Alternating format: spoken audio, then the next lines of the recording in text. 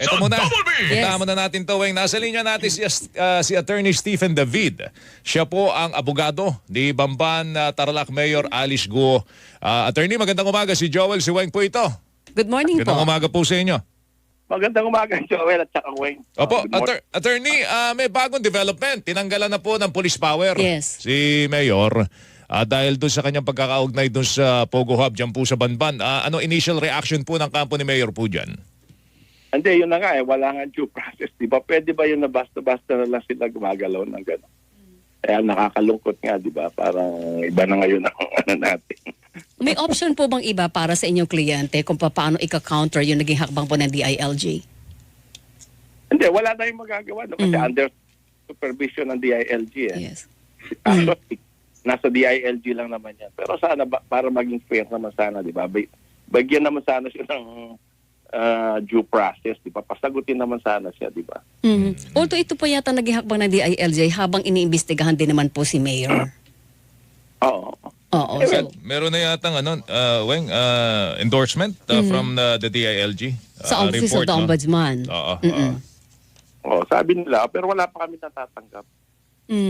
Pero sabi din po ng, ang sabi ng Ombudsman, natanggap nila yung recommendation, hindi ba na DILG? Pero ang sabi ng Ombudsman, baka gusto nyo kayo na yung mag-file ng formal na reklamo laban dito kay Mayor Guo para mas disimulado, mas maganda yung takbo ng kaso. Hindi yung sila pa yung biglang ipapasa lang sa kanila recommendation, and sabi po hindi pa yata signed yung recommendation from the DILG, attorney. Oh, pero sana mas maganda, sana bigyan naman siya ng kahit pa paano due process, di ba? Basic naman yan sa constitution natin, pasagutin naman. Kasi wala man ako nakikita magiging problema doon sa mga aligasyon. Kaya-kaya naman natin sagutin yung mga yun. Ano po yung hindi due na ibigay? process? Ano yung due process po ang inihiling po ng kampo po ni Mayor? Kagaya yan, tatanggal lang ka ng power. Hindi man lang siya pinasagot, di ba? Pwede ba yun? Pwede naman yun, pero hindi naman fair sa kanya, di ba?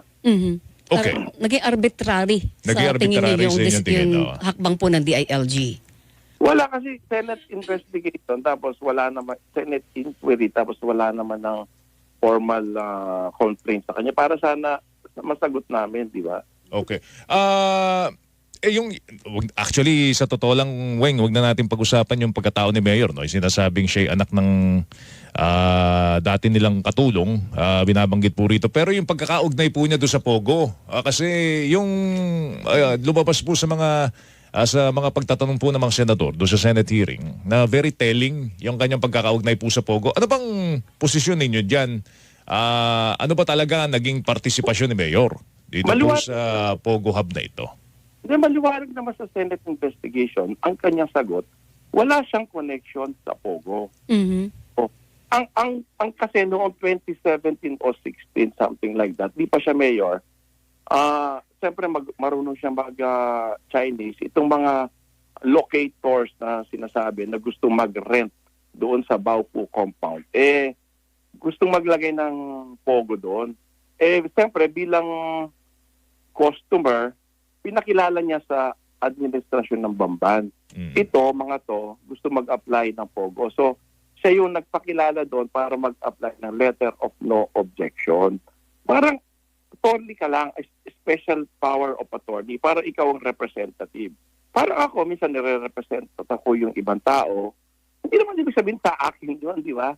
Hindi naman akin yun. Kaya ang point nito, siya ang nagpakilala sa council, sa administrasyon ni Mayor Feliciano na merong mga gusto mag-invest at nag-a-apply ng letter of no objection. Kasi requirement yan sa PAGCOR. Ano naman ang operation? Wala naman siyang kinalaman. After that, wala na siyang kinalaman doon sa Pogo na yun. Nung time po na yun, 2016, ano si Mayor Guo? Negosyante, simple negosyante po ba? Negosyante siya ng karne ng baboy. Supplier siya ng karne ng baboy sa mga restaurant sa Clark. Tsaka yung malalaking mga nagbebenta ng mga beach shop. Tsaka ano siya talaga, kumbaga malaking babuyan yung negosyo ho nila. Malaking baboy yan. Mali nga yung sagot niya sa Senate. Sabi niya 2,000 heads. 2,000 sow level siya. Ibig sabihin yung inahin 2,000. Okay, Oo. pero paano po siya nagkaroon ng, kumaga parang clout? Siya ay ganitong klase ng negosyo. Paano siya nagkaroon ng connect do sa mga gustong magtayo ng Pogo? Hindi siya nagka-connect sa mga Pogo. Ang nangyari sa kanya, sa Clark kasi may mga restaurants dyan, may mga hotel. Yes po. Suki niya yung mga yan. Siyempre marunong siya mag-market doon sa mga restaurant. Nakabenta siya ng mga, naging regular supplier siya ng karne doon. Mhm. Tapos sa panahon na yon, nakilala niya itong mga Chinese na to at hindi kaya niya maglagay ng housing facilities at saka kung ano-anong infrastructure Mhm. sa Pamban. Dahil taga-Bamban siya, meron siyang 7-something hectares, 0.5. Siyempre, kahit naman sino, kung ikaw yung gusto mo rin ma-develop yung property mo. Mhm. So, inikayat niya yung mga Chinese restaurant owners, hotels, mag-invest naman kayo doon. Di ba? Hindi naman yung sinabi maglagay kayo ng Pogo, mag-invest ng facilities. Kaya kung makikita mo, Joel tsaka Weng, yung compound doon, Mm-mm. ang daming bilas doon eh. Sinasabi nga Yes. natin, ilang bilas yun, 6, ilang buildings yun, may mall doon, etc. 2 floor lang doon sa mga buildings doon, ang Pogo operation. Mm. So, in other words, hindi naman Pogo lahat yun. Okay. Pero pag-aari po niya yung lupa. Tama ba? O isa lang siya sa mga may-ari? Hindi, noong bago magsimula yung operation ng Baupo, yung pag-list na yan, tsaka pag-tayo, siya may-ari ng lupa. Kaya nga, inalok niya yan doon sa mga restaurant, hotels, operators, doon sa Clark, na doon naman, magtayo din sila ng ganong facilities. Mm. Binigyan siya doon ng share doon sa Baupo Corporation. Kumbaga, Okay. ako, share ko lupa, kayo gumastos. Parang industrial partner siya, ganun. Oo. Oo. Hindi siya industrial partner, siya yung land owner siya. Kasi parang Landowner, okay. So doon sa 7,000 hectares po na property ni Mayor, doon tinayo yung facility.